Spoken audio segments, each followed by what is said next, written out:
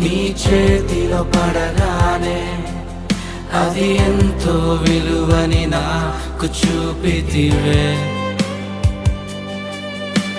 జీవమే లేని నాలోని జీవమును నింపుటకు నీ జీవితాన్నే తారబోసితివే. నీది శాశ్వత ప్రేమయ నేను మరచిపోలేనయా. ఎన్ని యుగాలైనా మారదు. ఎండిన ప్రతి మోడును మరలా చిగురించును నా దేవుడు.